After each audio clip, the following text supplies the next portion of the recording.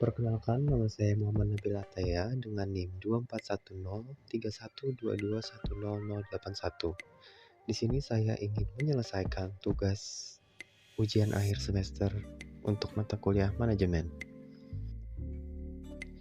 Yang pertama, apa perbedaan antara kekuasaan formal dan kekuasaan informal?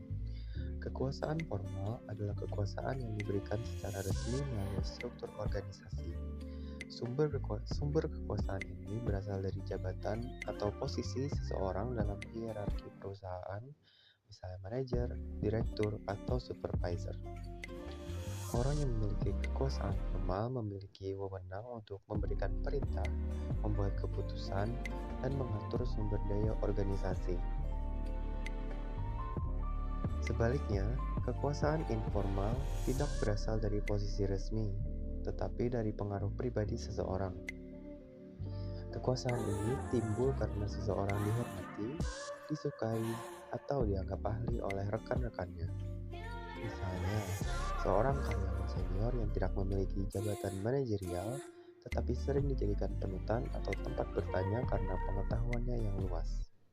Kedua, apa gaya kepemimpinan yang paling efektif dalam suatu organisasi? Gaya kepemimpinan yang paling efektif sangat bergantung pada situasi dan kebutuhan organisasi. Namun, banyak penelitian menunjukkan bahwa gaya kepemimpinan transformasional sering dianggap paling efektif.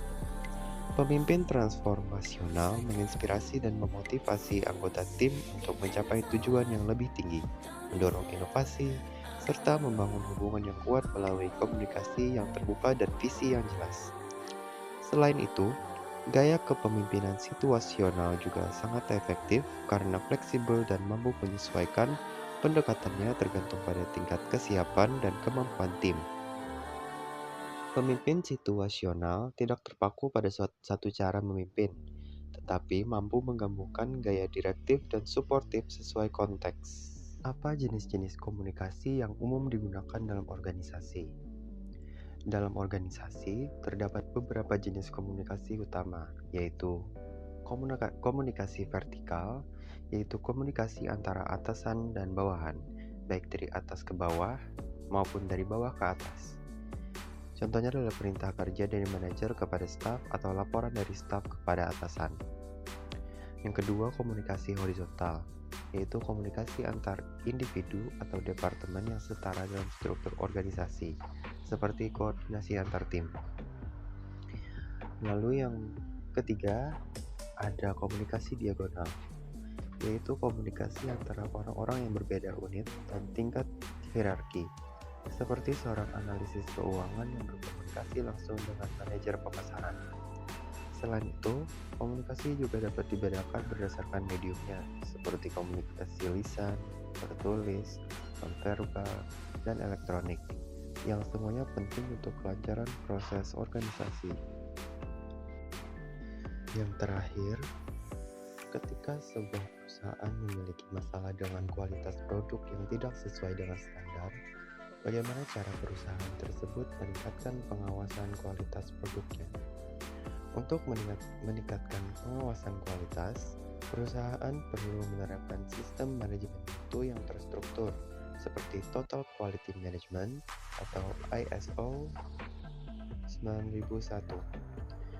Langkah awal yang dapat dilakukan adalah menetapkan standar mutu yang jelas, melakukan pelatihan kepada karyawan tentang pentingnya kualitas, serta melakukan inspeksi berkala selama proses produksi. Selain itu, perusahaan juga perlu menerapkan pengendalian kualitas secara preventif, misalnya dengan menggunakan teknik seperti Statistical Process Control atau SPC, audit mutu internal, serta sistem feedback dari pelanggan. Dengan pendekatan ini, perusahaan bisa mendeteksi dan mengatasi masalah sebelum produk sampai ke konsumen, sehingga kualitas produk bisa dijaga secara konsisten. Itu saja yang dapat saya sampaikan. Terima kasih atas perhatiannya. Sekian.